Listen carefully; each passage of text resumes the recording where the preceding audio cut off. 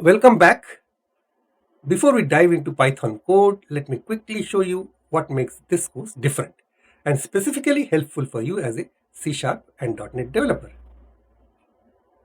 And because it also maps known concepts to Python and it's in a beginner-friendly pacing. Now this course speaks your language. We map what you know in C# to how it works in Python side by side. So for example, C# int x equals 0 or int x equals 10, and Python it is just x equals 10. And for C# we use curly braces and semicolons. Python indentation is important, and we have got similar logics with simpler syntax. For example, this is a code sample comparison for simple loop in C# and then in your Python.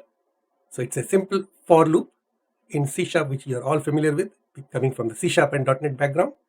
So for int I equals 0, I less than 5, I plus plus, console.writeLine I, this is writing on the console this value of I, okay, in different lines. And in Python the syntax is even simpler, coming from the C# background. For I in range 5, print I, just print I without any semicolon and without any circular braces or curly braces.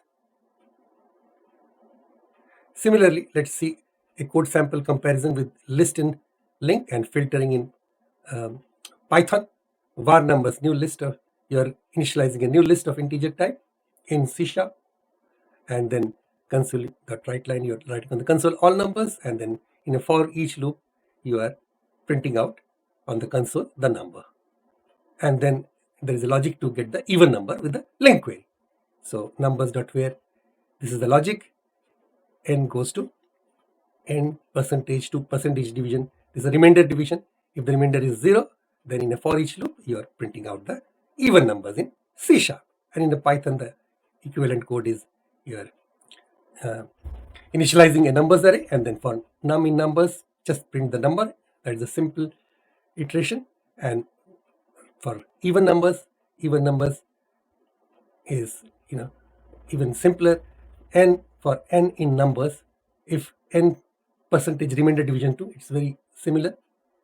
For even in even numbers, okay, you could write for item in even numbers or whatever in even numbers, print even. That's it. So isn't it quite simple to map from C# and transfer your skill to Python?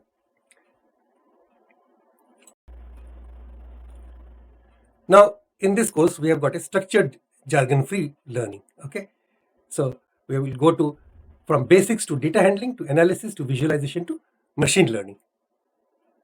And to keep it simple, we keep it simple with real world analogies, definitions in everyday language, no academic fluff. And we have got short focused lectures and immediate interactive code. We'll also have guided mini projects and examples that tie concepts together. And we will be also writing Python from day one.